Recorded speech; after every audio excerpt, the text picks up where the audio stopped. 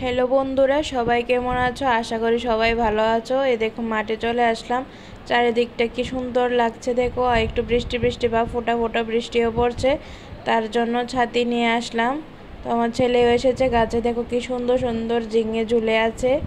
অনেক সবজি এখন হয়েছে, কারণ এখন তো সবজির সময়, বৃষ্টির দিন। আর এই দেখো উচ্ছে হয়ে আছে, কত সুন্দর কালার দেখো, সবুজ একদম। তো কিছু উচ্ছেও পেরে নেব, করে রান্না হয়ে যাবে। তো এটার রেসিপি করব না। এই দেখো উচ্ছে আমি পারছি পরপর। তো কয়েকটা ছোট উচ্ছে পারলাম। তারপরে দেখো নিয়ে নিলাম কিছু ধনেপাতা, কারণ আজকে রেসিপিটাতে আমার ধনেপাতা লাগবে।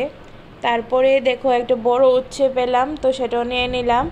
তারপরে দেখো আমার ছেলে একটা টমেটো গাছে পেকে আছে দেখে ও সেটাও পেরে নিল। তারপরে দেখো ভেন্ডি গাছে ভেন্ডি হয়ে আছে। এই দেখো ছোট ছোট ভেন্ডি। আবার দেখলাম গাছে একটা কলার মোচাও হয়েছে। তো তোমাদেরকে দেখালাম, পরে কোনোদিন রেসিপি করে দেখাবো বড় হলে। আর এই দেখো আমি ঝিঙেগুলি পরপর পেরে নিচ্ছি।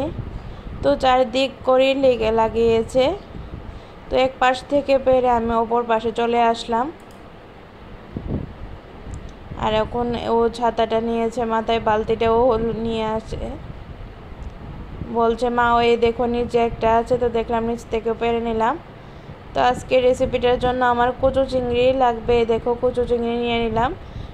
তো চিংড়ি বেছে ধুয়ে দিয়েছে মা। আর এ দেখো ঝিঙেগুলি। তো আমি ঝিঙেগুলি দেখো আঁশ ছাড়িয়ে নিচ্ছি।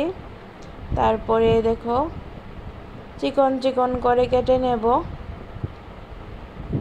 কারণ কচু চিংড়ির সঙ্গে ঝিঙেগুলি চিকন চিকন করে দিলে ভালো লাগবে।